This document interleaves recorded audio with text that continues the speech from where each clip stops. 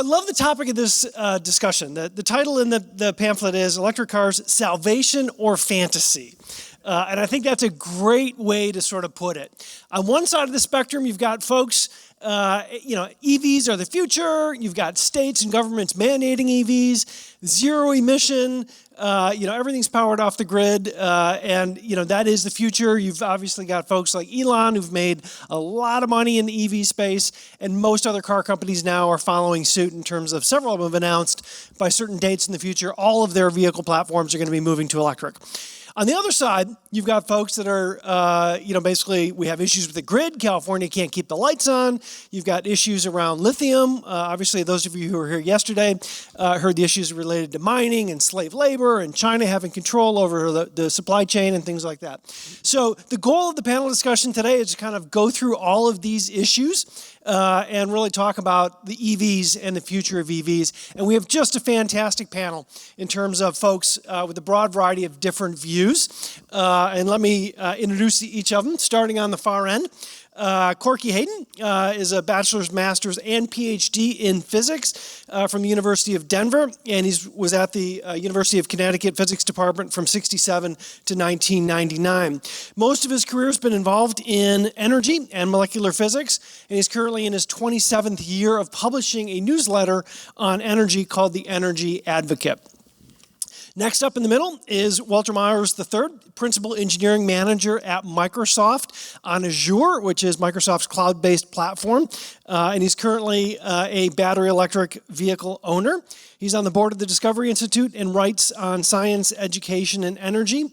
Holds a master's degree from Biola, and he's also an adjunct lecturer there. And then finally, last but not least, is Tony Posawatz. He's an automotive industry leader and veteran with more than 40 years of experience. He's sort of the grandfather, if I can call him that, of the EV trend. He's known for leading the development of activities around brands such as the Escalade, the Avalanche, and Chevy's Volt, which was one of the early pioneers in the battery electric vehicle space. And he also served as CEO of Fisker Automotive, which was an electric vehicle maker, as well as today serving on a number of boards, including Lucid Automotive. So thank you all for joining us and look forward to the discussion. I'm going to start with probably the most simple question, and that is the first electric vehicles went into production in 1890, so 130 years ago.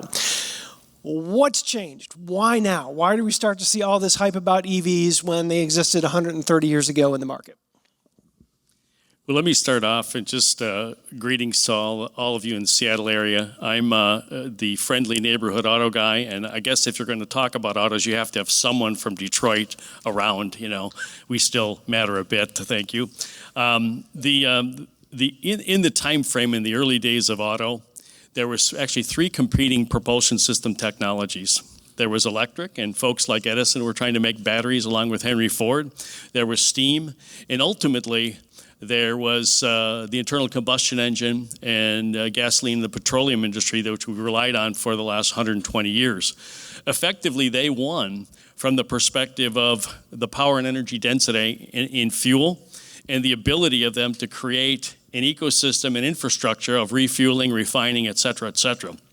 It's been 120 years of learning and enhancing and developing their business model and cost model. And so this is why one of the big challenges that electrification and electrified vehicles have is to learn as fast as they possibly can to compete against that. We have many factors that have changed things now. Obviously, there's concerns about energy, there's concerns about the environment, et cetera, et cetera. But I know we'll have many other opportunities to talk about the varying factors. You were around back then, weren't you? You sure know how to hurt a guy. I first got into an electric vehicle in approximately 1980, give or take a year or two. Gave a talk down at Chattanooga, and at that time the utility was sort of pushing for electric vehicles and so forth. And what I remember is kind of important. I was sitting in the back seat with a friend who had invited me down, and they had an electric van there, and it started up, and I could hear this, And I think, son of a gun, yes, that's correct. How do you power a motor with DC?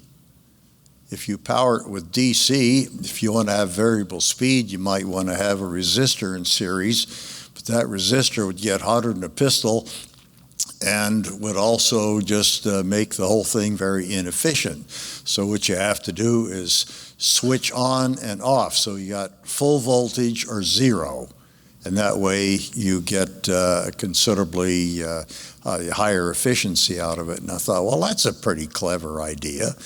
And it turns out that I think Tesla now has a unit that's, I don't know, about yay big or so, that takes in the battery voltage and produces a high frequency but variable frequency, three-phase electricity that's used to run the motor.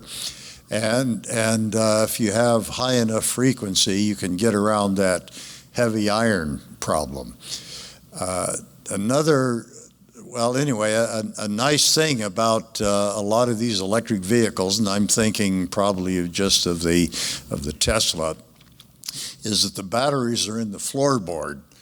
So you have a half a ton of weight under your feet, and it's virtually impossible to roll one of those Hummers. You're going around a curve, you're not going to tip over because you have such a low center of gravity.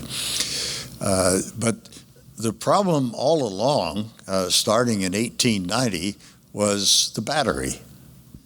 And now we have these, they're lovingly called lithium batteries.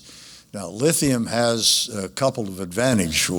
One of them is it's a top in the electromotive series, if you think back to your chemistry course, and it's also the lightest metal. However, there are other metals in there, aluminum, nickel, and cobalt, all of them, and oxygen, so that the lithium only makes up about 4% of the weight of the main materials in the battery. And thinking as a non-chemist, I'm thinking, lithium is not all that common. It's got the same chemistry as sodium does. It's lighter weight than sodium, but pretty much the same chemistry. However, the processes that create lithium in the sun are in a supernova. There are also some processes that destroy lithium, turn it into a couple of helium-3 atoms. And so that means that we don't have much lithium on Earth. But you find it where you find sodium, in other words, salt flats and salt mines and that sort of thing. My suspicion is that lithium is going to be, it's not going to offer that much advantage when people start thinking about cost. Maybe they could make a sodium battery that would be more or less the same but weigh just a hair more. It might offer some advantage. But then comes the problem of charging up your battery. And a typical number, and I think this is, it's the common number, about 270 watt hours per mile is about the figure that you can expect to get. So if you take a 200-mile round trip, that's 54 kilowatt hours. That's me going up to the south side of Denver and coming back. So I've used up 54 kilowatt hours. Now, if I recharge that battery with a 1 kilowatt charger, all I have to do is wait 54 hours. If I use 10 kilowatts, which is the equivalent of 2 electric dryers running full blast, then it'll take 5.4 hours. And if I go into one of these Tesla highfalutin 120 kilowatt stations, well, then it only takes about 25, 30 minutes to charge up the battery or something like that. I think that is going to be a little bit of a hard problem for people to want to contend with.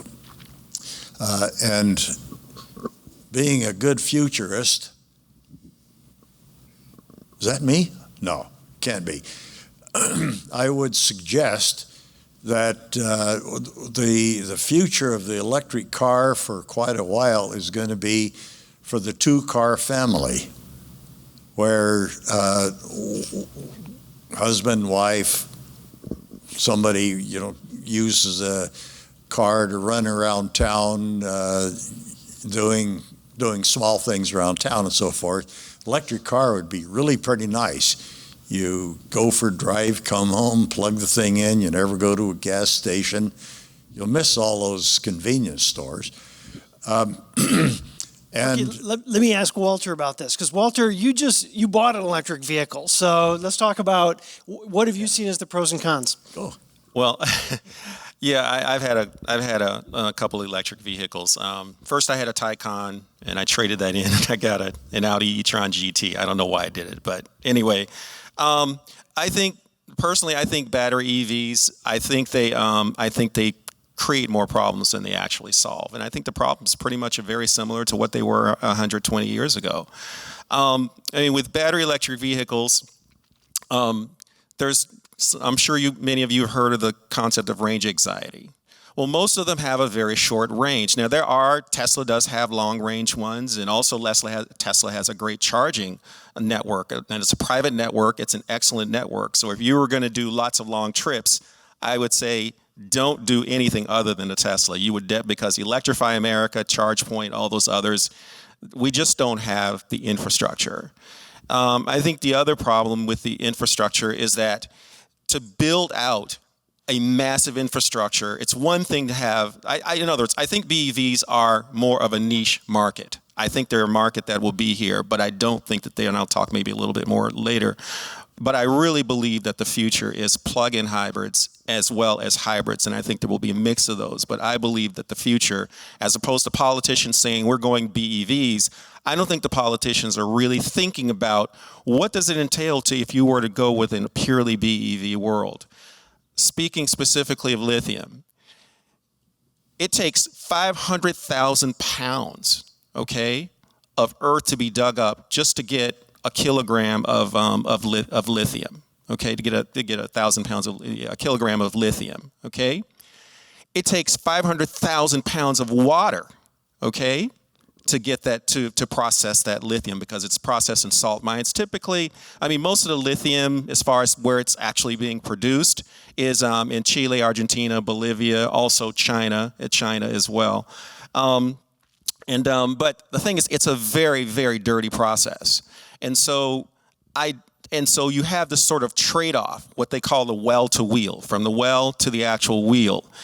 A BEV indeed will give you, basically, relative to a conventional internal combustion engine car, you will have 50% lower emissions over the life of the BEV, But when you think about the BEV as far as the production of the lithium itself and the downstream effects of it, where you have basically water issues, particularly in some of the driest parts of the world, in Bolivia and Argentina and Chile, the downstream effects where this stuff gets into the rivers and streams, and it affects and impacts animals all the way, downstream.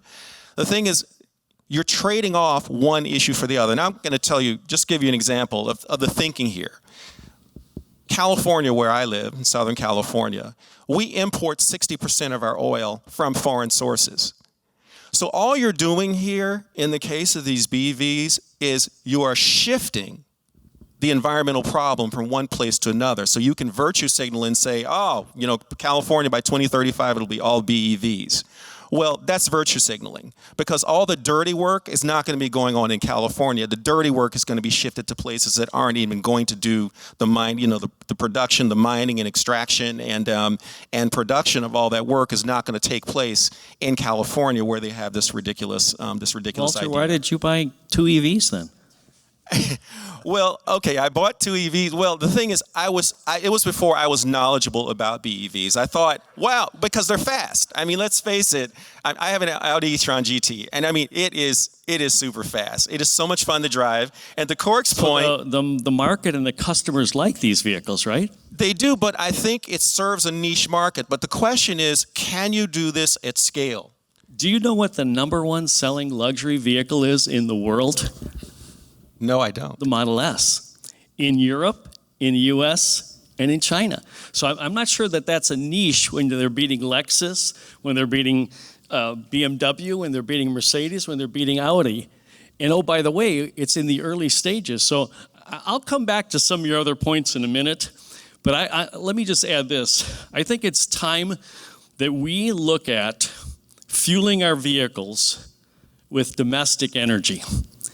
The efficiency of an electric vehicle is many times better because of the heat loss. We had a presentation earlier where someone talked about that. And we should let the market decide what is the best choice, the best solution, the best utility that a vehicle can provide. And I think it's wonderful that all these vehicles are being offered. And oh, by the way, right now, Tesla is, per unit, the most profitable vehicle. So it is a business of the future. China is currently dominating the market too. So I think we as innovators want to take that challenge on. Okay, so let's dig into that question a little bit further. So this current year, 2022 Car and Driver predicts about 5% of vehicles shipped in the United States will be electric. So where does that go from here? Does it go to 10%, 50%, 100% over time, or do we hit barriers? And what are those barriers? Well, that was what I was mentioning about scale. How do you scale this up from, 10 or 12 million cars in the United States to 300 million? How do you scale this up to 1.2 billion cars in the country? And the thing is, the pressure that you're putting on the environment with respect to getting the lithium, getting the cobalt, getting all the rare earth elements. That's a model that I don't think can scale. What I do think is there's a medium here. There's a happy medium. And I think the plug-in hybrids, as well as the hybrid technology, which is continuing to improve, I think that gives you, I think that's something that can scale because you can have, for every battery electric vehicle you build, you can build 5 or 6 plug-in hybrids or hybrid or straight hybrid vehicles. And so I think you can get better economies. You get better economies of scale in that manner. Plus, you don't have the issues with plug-in hybrids. In other words, I've been stuck many times. I needed to go somewhere. I needed to drive to LA from Orange County, and I couldn't get there because I didn't have enough charge, and I had to rush and get the car charged. Well, if I had a plug-in hybrid, and by the way, I actually have a Panamera plug-in hybrid on order, Porsche Panamera. That's going to be my next car because I'm just kind of tired of the whole BEV thing. But the thing is with the Panamera, I'm going to keep it charged. But the thing is, I'm never going to be in a situation where, oh my goodness, I've got to get somewhere, I don't have time, and it's going to take me 30 minutes to an hour to charge this car. And I can tell you, with Electrify America, and Audi does offer it free for 3 years of charging. But half the time, it doesn't charge anywhere near the 150 kilowatts. The other half the time, you might get, it'll step down like you plug it in and you walk off thinking you're going to grab lunch and come back in half an hour. And you check about 10 minutes later and it's gone down to 43 and it's telling you it's going to be an hour and 9 minutes before your car is charged. So also, with respect to infrastructure, you got to build that out. And I tell you, the pace of the cars themselves versus whether the infrastructure can keep up, that's a huge question as well, because I'm always competing against other people to get that free charge. So Walter, let me comment a little bit. You've given some anecdotal stories, and Brian asked for where's the market going. Year to year, even through the pandemic, plug-in vehicles, and I'm including BEVs and plug-in hybrids. And just for Walter's benefit, he knows this, but I'm also a big fan of the plug-in hybrids. For many of you that may or may not know, I led GM's effort for launching the Chevrolet Volt, the PHE version, 12 years ago. When GM retired the Chevy Volt, it was the #1 selling all-time plug-in vehicle in U.S. history. And so I'm very familiar with all these varying technologies and how customers perceive them and where the infrastructure and some of these natural challenges are going, given we have a 120-year deficit to the internal combustion engine ecosystem and the like. So from the perspective of doubling year to year the sales, In California, it's 15 to 20% plug-in vehicles. In many countries in Europe, it's 70, 80%, certainly driven by incentives, but we too have incentives in place here, many of them to bring battery production, both cells and packs, here into the United States. The number one selling EV maker in the world is, panelists, take a guess. Tesla. BYD. BYD is number one. And they actually sell more PHEVs than EVs. And China is now at 15 to 20% EVs. So somehow or another, over time, given the modern age really began in 2010 with the launch of the Volt and the Nissan Leaf, we have reduced the cost of batteries somewhere in the neighborhood of 8-fold in dollars per kilowatt hour. Will there be some choppiness in the supply chain? Yes, there will. But over time, I believe, we will move from, and we've already moved, from nickel and cobalt-based batteries to lithium iron phosphate. Much safer, much easier access and the like. There will, as there has been in the past year, some supply chain issues. There will be. But the Inflation Reduction Act, that just doesn't roll off the tongue very much because it doesn't align very much to what I think the title says, is going to introduce a lot. And I do believe the U.S. should be leaders in this. And if we develop these batteries, this is a point that I want the audience to recognize. If you have these batteries in vehicles, many of them 50 kilowatt hour or more, and they're sitting idle 95% of the time, guess how much renewable energy they can collect? And that's something we'll talk about in a little bit, I'm sure, which is a very interesting and unique future opportunity. So Howard, let me ask you, California, 2035 is mandated that all vehicles sold in California become electric. At the same time, California can't seem to keep the lights on during the summer months. What happens in 2035? There'll be a lot of people driving around gasoline vehicles. I'd like to point out, by the way, that the profit margin that Tesla has precious little to do with electric cars. It has everything to do with carbon credits. Not anymore. Well, then, poor company's going to go under. But the whole thing was based on worries about destroying the climate through carbon emissions and that kind of stuff. Now, a lot of people would call me a climate denier, and to them I would respond that I would be an idiot not to deny a lot of the stuff that the IPCC has been passing around. And so we have this whole anti-energy, anti-coal, anti-oil, anti-natural gas scenario that's based on the fact that we're burning these fuels and causing catastrophic global warming. And if you Google things like catastrophic warming and so forth, you find out you've got millions of hits. And, that has a tremendous propaganda value.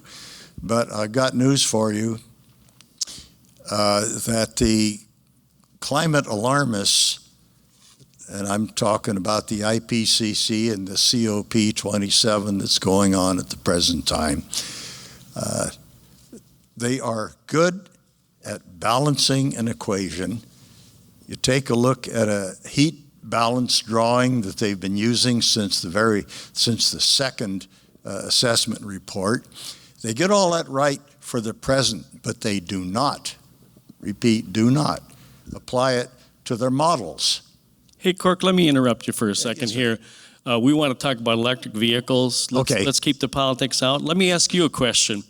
Cost per mile. How much does the fuel cost, electric versus gas engine? Tell me if that matters to the customer. Well, I'm sure it does. I'm sure it does. It's about 1/4 the cost per mile for an electrified vehicle running on EV. And if you look at the life of the vehicle, and if this is domestically produced, and if you can use your battery to store solar and wind and the like, I think that's something we ought to look at in the future and not put our head in the sand. I'm not going to quarrel with the dollar figures on that, and the gasoline companies, of course, are they have to make a certain amount of profit, and so forth. When you charge up your vehicle, you're charging it, but you're not paying for the roads that you're driving on, and they're going to, believe me, those people know how to find a way to tax it. They will tax it, and you'll wind up paying more. But you still may wind up being, very good. But there are lots of places where we pay more for something for the simple matter of convenience. For example, you go and buy yourself a double A battery. That costs you about $250 per kilowatt hour. If it's a throwaway battery, but you use them all the time for a matter of convenience. And I do not quarrel with the notion that running around town, a battery electric vehicle would be a very nice thing to have. For longer trips, I'm sure the hybrid is going to work a whole lot better. And I have no quarrel with that. If it works, it's fine. I'm not trying to make a case against electric vehicles. I'm just sort of trying to point out what the problems are. Well, ultimately, I think, I've said it before, I'll say it again. Ultimately, the customer and the market will decide. And I do think there's a number of very interesting choices. I don't believe that we'll be fully electrified by many of the dates that the pundits say. I think there's room for gasoline engines for certain applications and the like. But I do like the construct of let's figure out which technologies, which products work for which customers and applications, and let the market allow those to win. Now, for example, I have a EV. I'm on the board of Lucid Motors, so I have a Lucid Air Grand Touring. I have 500 miles of range on my vehicle, and I have not yet charged anywhere but my home. So there are choices out there. If you look at what's emerging in the marketplace, where the technology is going in, it's fascinating to see the advancements in the batteries, the advancements in the charges. We're in the early days. Yes, the charging is not where it needs to be, Walter. I absolutely agree with you. But now we have this unique opportunity with a little bit of help in the policy side and a little bit of understanding of the economic opportunities. I'm very bullish on many of these choices as they unfold, and they will delight many of the customers. Do you like the instantaneous torque of your EV? I love it. But let me talk, but I can get the same. Okay, check. Good. And I can get the same thing from a plug-in hybrid as well. Okay. This Panamera is going to have 522 horses, okay, 0 to 60 in 3.5 seconds. I have 800, just okay, so has it. Okay, bragging rights. Mine's bigger. But when you think about plug-in hybrids, now plug-in hybrids, if used properly, if you keep the battery charged, the plug-in hybrids will deliver anywhere from 19 to 60, all depending on the kilowatt hours in the battery, will deliver anywhere from 19 to about 60 miles just on the battery alone. So if you're doing commutes and things like that, 20, 40 miles a day, 20 miles a day in the case of the Panamera, then 10 miles to work, 10 miles home, you don't even turn the gasoline engine on. But if you look at PHEVs, plug-in hybrids, and HEVs, hybrid electric vehicles, in both cases, you can get significant savings with respect to emissions. Now, Wall Street Journal did an infographic. It was really nice last year, where they pointed out, okay, what if we went all in on BEV versus all in on hybrids? Well, basically, what they determined was from 2019 to 2050. If we were to say all just basically as things as they are, we would produce about 42 gigatons from 2019 to 2050. We'd produce 42 gigatons of CO2 emissions. If you went all hybrid. If you were to go all BEV, it would be something like 36. The Paris Accord wants to get to 39 gigatons. So the thing is, I think to Tony's point here is that it really should be a matter of choice, but I think also if you're going to emphasize one or the other, you get benefits of BEVs, HEVs, and PHEVs all within a particular mix. And all of those, within a mix of all of those, if you get rid of complete gasoline engines completely and just go HEV, PHEV, and BEV, we can meet those the Paris Accord climate goals, presuming everyone does their part, we do our part, or other countries do their part as well. So I think it really is, instead of these mandates, it should be a matter of choice. Who wants a BEV? That may be right for their use case. Plug-in hybrid is right for someone else's use case. It really is about the use case it really is about the users, the particular driver's use case. Yep. Okay, so let's assume battery technology continues to get better. We solve the range anxiety problem. And by the way, Tony coined that term, range anxiety. We solve that problem. And let's assume we solve the charging station on every corner problem. So people have access to the infrastructure. Don't we still have a problem? And the problem is the grid. 60% of our grid is powered by fossil fuels. Only about 70% of the grid is powered by solar technology. So all we're really doing in some ways is offboarding the generation to the grid as opposed to the fossil fuels in the car. So what do we do about that? How do we solve that problem? So let me comment a little bit. Been involved in this space for a long time. One of the challenges that Brian raised is, can the grid even handle it? And so let's address that first, and I'll comment on a few of the other points that were made. So the grid that we know today is going through its own sort of massive revolution, evolution, restructuring, et cetera. One of the things about our grid in the U.S., and I'll speak specifically to the U.S. versus globally, is that it has surprised us in its ability to respond and be resilient. In the 50s, the grid handled, and it was a bigger load to handle electrifying our kitchens. In the 70s, they handled all of the new load when AC was installed in many, many homes. In the 90s and beyond, flat screen TVs, hot tubs, computerized devices handled that.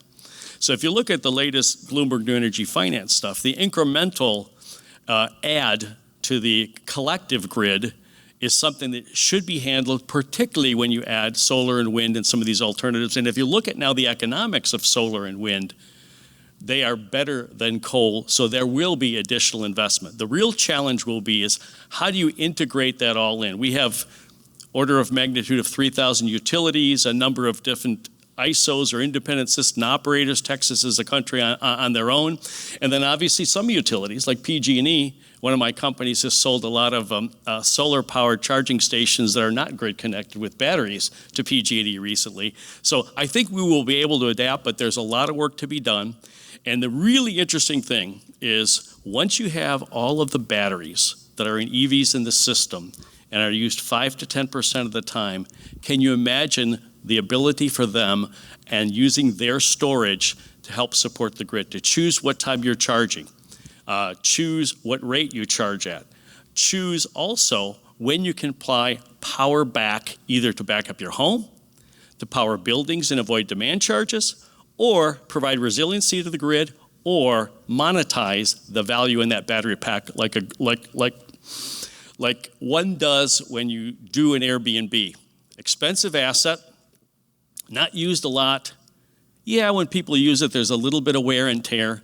One of the companies I work with just received authorization from Nissan, which is one of the leading OEMs to do vehicle to X or vehicle to grid, as they call it, where it doesn't void their warranty. So they even say that the wear and tear is very minimal, and you can potentially make, when your car is sitting idle, hundreds of dollars a month, which basically could pay for your lease. So those are just things to consider. So in California, does a BEV homeowner wake up one morning, they plug in their car to charge it, and they get there in the morning and it's zero because California sucked the power out of it because of a blackout or something to avoid a blackout? Now you can select your choice of whether you want to participate or not. You can select Absolutely. In California. Wait a second. No. The customer doesn't say free reign to my vehicle. You can choose not to participate at all. Okay, well, I'll tell you what happened to me. So when we had the rolling blackouts in California this year, okay, now I have solar, and of course I have a BEV. So California tells me, hey, you need to save, you need to, really cut down. And I'm like, well, wait a minute. I already have solar. I'm already producing, and you're telling me I need to save. So I'm getting all these texts. Well, then I hear on the news they're saying, hey, don't charge your BEV this weekend. And I'm like, I've got solar and a BEV, and you're telling me I have a solar and a BEV, but I can't charge my BEV this weekend. I mean, to me, that's just insanity in terms of the way. And the problem is California, again, since it's not producing its own energy, and we get most of our energy from other places, particularly lots of it from foreign countries, when we have an abundance of energy, of fossil fuel energy in California, we still do these insane things and inconvenience California homeowners. Well, I'm glad I don't live in California, and we'll work through those issues. Well, the first COSM conference I attended, hi George, some years ago, way back, maybe 30, 40 years ago, Peter Huber and Mark Mills were talking about reliability for the intercom industry and so forth. And they were talking about 5 nines, 6 nines reliability. Now, if your power is 99.9% reliable, that means you don't have power for 8 hours a year, and you can take it from there. And excuse me, we have to have a very, very reliable grid. And we have forces, mostly political forces, operating against reliability of the grid. And you read Meredith Angwin's book called Shorting the Grid, you'll find out just how ridiculous some of this can be. For example, you can have a solar farm out there, and what you can do is bid very low because, excuse me, because the sun is going to be shining. So you make a very low bid for making sure that you are able to put your power on the grid. And then comes time to get the power on, they don't pay you what you bid. They pay you what the highest bidder bid. I mean, that sounds silly as can be, but it's a matter of fact. Read Meredith Angwin's book, Shorting the Grid. I mean, the thing is highly political. It's highly biased in favor of solar and wind. Incidentally, I'm going to give you a couple of numbers that you might want to write down. You take a wind farm out there, you have a bunch of wind turbines, and suppose you double the size, double the diameter of a wind turbine. You get 4 times as much power.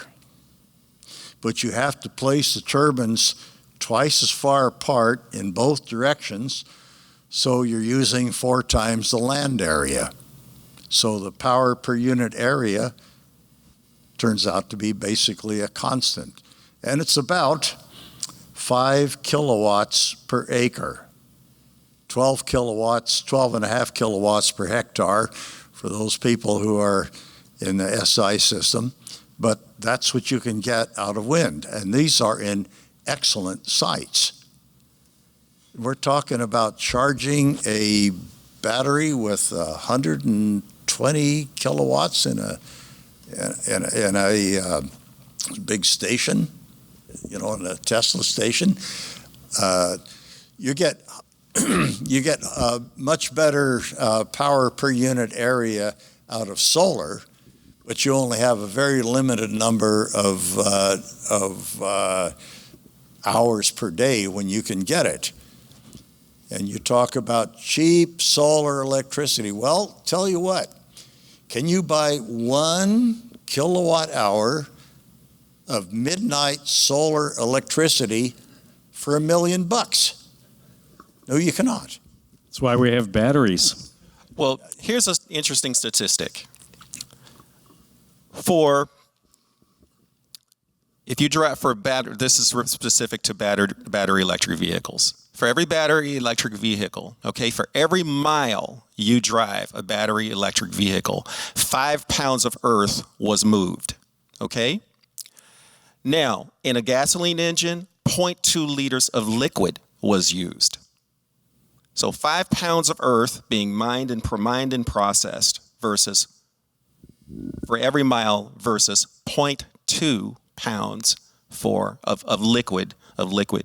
So think about it in terms of how much you're disturbing the environment, how much materials, all these things you're doing so that you can store in this battery pack. And so I'm not saying that doesn't mean we shouldn't do EVs or BEVs of any type, but you have to think about what is the environmental degradation that's going on as a result of building all of these, building the BEVs, and to your point, wind and solar and all these things. There is an environmental impact that people don't really think about, and obviously politicians don't think about. For fossil fuel burning, given how much is lost in heat, that has no impact, if you will.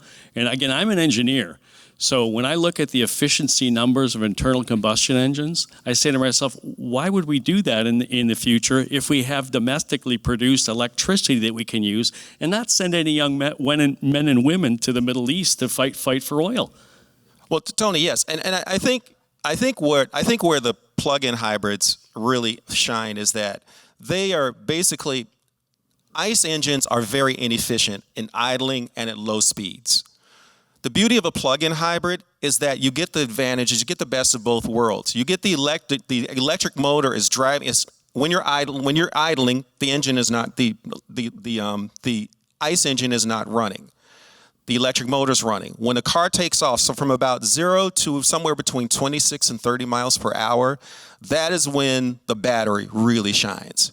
But then you get great efficiency, not greater efficiency, but you get great efficiency with a gasoline engine for above that. And that's where you basically will save that 60 to 70% in emissions in a plug-in hybrid, or even to a large degree, the hybrid electric vehicles relative to the BEVs. So, Walter, remember, my team invented the plug-in hybrid, so I absolutely agree with you.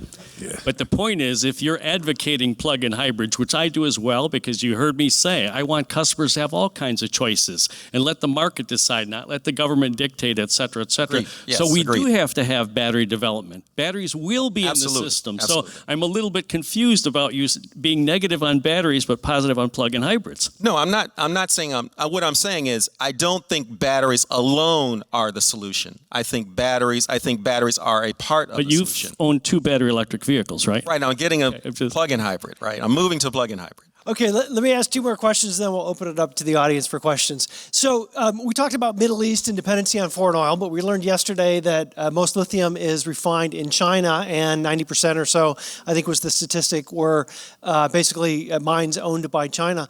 So are there alternatives to lithium, or are we just trading the Middle East for China in terms of our energy sources? In the work that I do, I work with many, many different battery companies, and lithium ion is one of those scenarios when applied to auto came after we saw it being used in cell phones, in laptops, and in various forms of power tools and like. We said, if it works there, can we move it into an environment that is much more challenging and difficult to operate in?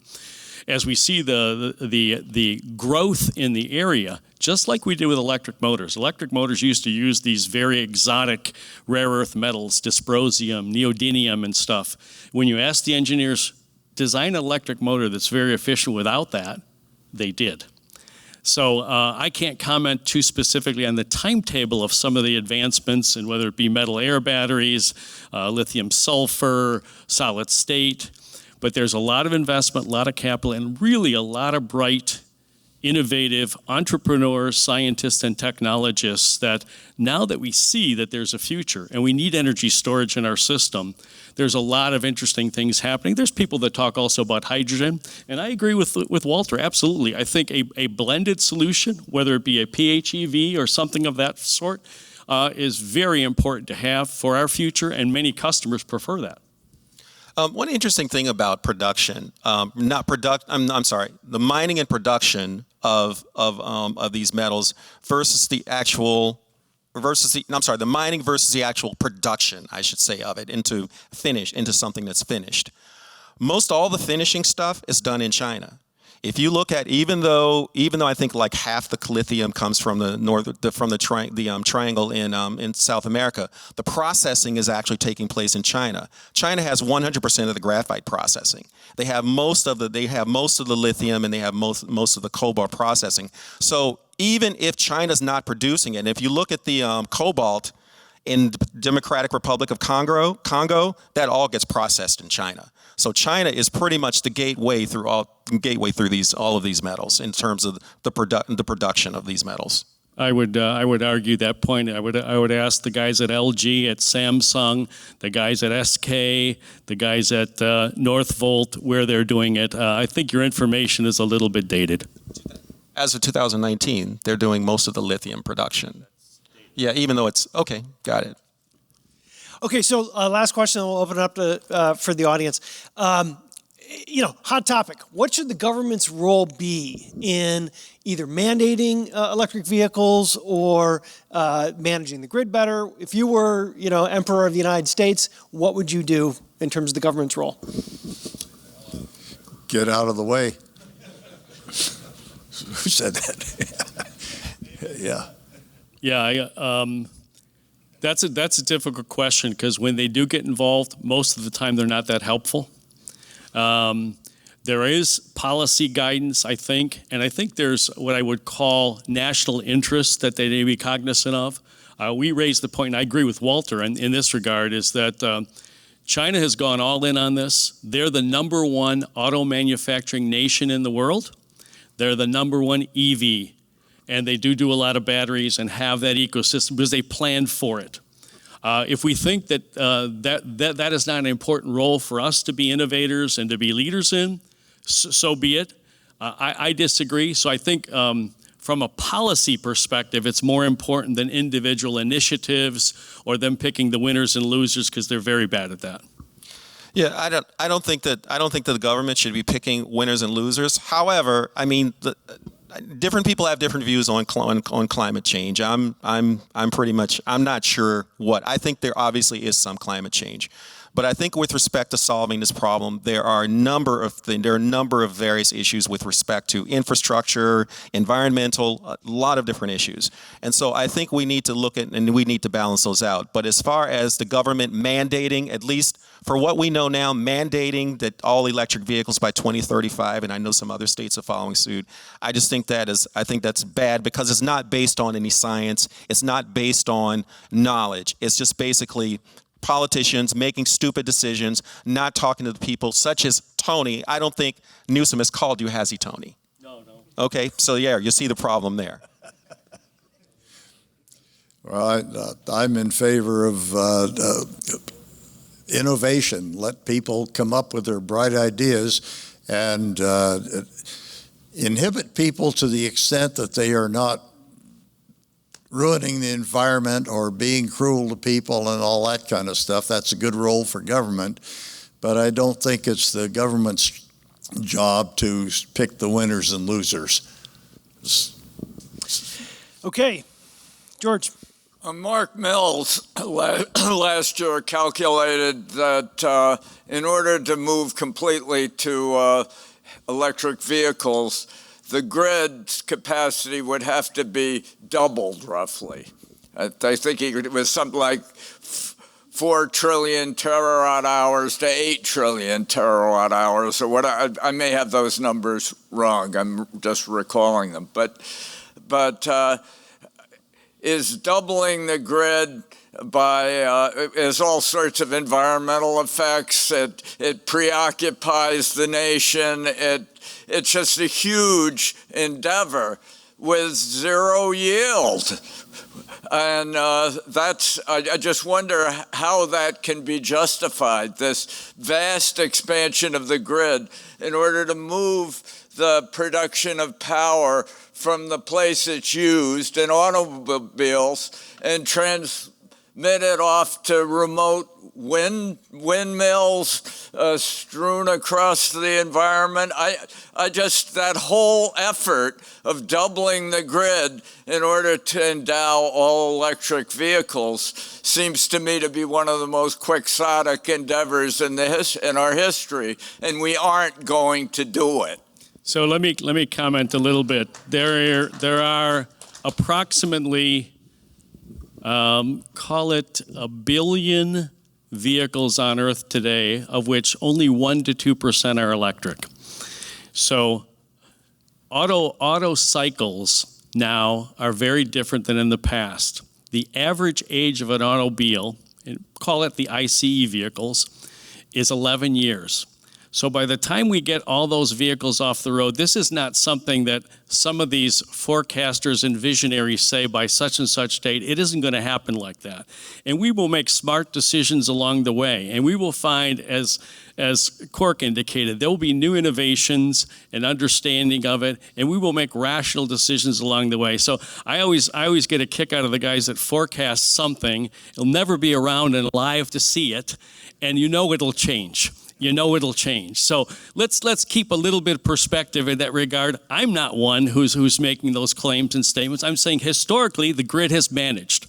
And oh, by the way, if you're only driving the car 5% of the time, you got 95% of the time to figure out when you're going to charge. And oh, by the way, it doesn't take 22 hours to charge with the varying systems in. So it's a systems engineering problem that we'll be able to handle. We've shown it in the past. And again, I'm always of the opinion, unleash the entrepreneurs, the innovators, let the forecasters do their thing.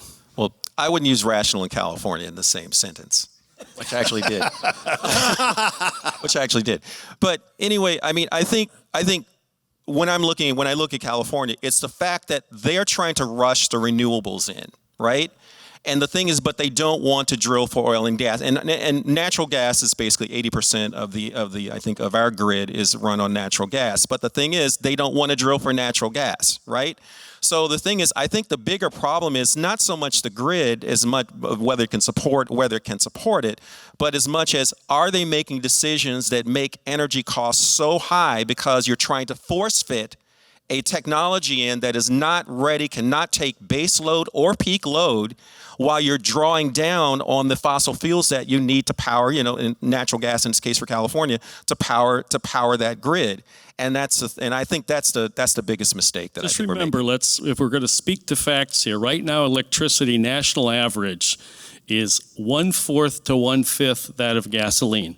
So, and if you look at the latest studies, whether it's solar, wind, they are now comparable to those. So be careful about making statements without understanding what the facts really are. And when you have a 4x plus the inefficiencies of all the heat loss of ICE, an engineer would tell you this is a better solution going forward. At the risk of using a profanity, I'm going to use one. Nuclear. There was an interesting picture that was published in I think it might have even been on the cover of Chemical and Engineering News a few years ago. They showed a bunch of waste casks outside the Zion nuclear power plant that seems to be closed down now. The casks would be about as tall as the ceiling right in here, and there's a bunch of them in an area that was more or less the size of this room, perhaps a little bit larger. Those casks contain all 100% of the spent fuel, containing 100% of those radioactive waste products from 21 years of operation of 2 nuclear power plants. And what is protecting the public from all that, in quotes, dangerous radiation is a chain link fence. Okay? That doesn't fit in with the narrative that nuclear is a horrid thing with all these nasty byproducts and that kind of thing. We have gone out of our way in this country to get rid of the most abundant source of energy that we have, and the safest form of energy we have in favor of chicken manure and sunbeams. Rest my case. Okay, next question. First of all, thank you for a very informative and interesting panel. And I want to preface my comment by saying I'm a very happy Tesla driver. And one of the things I noticed after I got charging at my home was I only ever needed to stop at a Tesla charging station if I was going on extremely large trips. And so as I was driving around the city, I started thinking about what a city without a gas station on every corner might look like. What if I could turn half of those into green spaces and parks? That seemed like a much better city to me. But I was, and you asked the question I was going to ask, which is battery alternatives and how fast that's developing. So I would pivot to a different question. I was very dissatisfied by the answer about government involvement because you didn't talk about governments as customers. Like my 19-year-old son pointed out that one of the largest consumers of ICE vehicles is the U.S. military, and it would seem like that would be a great customer, and you can go up and down the governmental hierarchy down to city buses, and there's lots of customers there, and I'd love for you to talk about that. Yeah, I think there's been a commitment made from the administration and from various agencies and the like. I do a lot of work with the military. They're fascinated by creating bases that are self-sustaining, that have their own ability to control their energy, et cetera, et cetera. I go back to the original point I raised. I think my colleagues and panelists agree is if the market wants a certain type of vehicle, whether it be electrified, whether it be plug-in hybrid, et cetera, we want to give them choices. We want to give them choices, and I believe there's enough great choices, if not today, coming in electrified and variants thereof for the government, and we hope they put their money where their mouth is. I agree. I was just reading the other day about some kind of huge, two battleships that were carriers that were built in the same year, one of them using diesel and one of them using nuclear. At full power, drawing everything you can out of the generators, pouring in the diesel fuel as fast as you can. 1 gallon of diesel would move that carrier 7 inches. And the total amount of fuel that you use if you go nuclear would easily fit under that table. But there comes the other problem. The government's a big customer, and there are people, running around delivering mail and all kinds of stuff like that. I'm not so sure about the utility of an battery electric tank out in the middle of the Sahara or someplace. So before Steve cuts me off, I'm going to make one quick commercial break here. Inside of Discovery Institute is a group called the ACES Forum, which stands for the Autonomous Connected Electric and Shared Vehicle Group. There are about 50 different companies that are involved that focus on these type of issues and promoting the ACES. This gentleman here, Scott Kuznicki, runs the program for the Discovery Institute. So if any of you are with groups or want to get involved, this is the man to talk to. Thank you. And will you just, I'm going to have to close with you, Scott, but very briefly, go ahead. Well, sure, thank you. If we want to solve the problems associated with climate change, with battery technology, with all of these other issues that we're facing, then we need to drastically reduce the cost of energy and transportation so that we can unleash the potential of human creativity. What I'm hearing from this panel is that EVs, compared to ICE vehicles, and while I would never say that anyone should make a choice for someone else, they will become the clear choice for people who want to cut their energy consumption simply because the cost of energy is going to increase. This is a global economic problem. And the EV solves the problem by reducing the cost of transportation fuels by 75%. And most people do not care about the externalities associated with that. But at the Discovery Institute, we believe that the power of human creativity will address these problems. So let's do that. Okay, we're going to close on that comment. Let's give the panel a round of applause.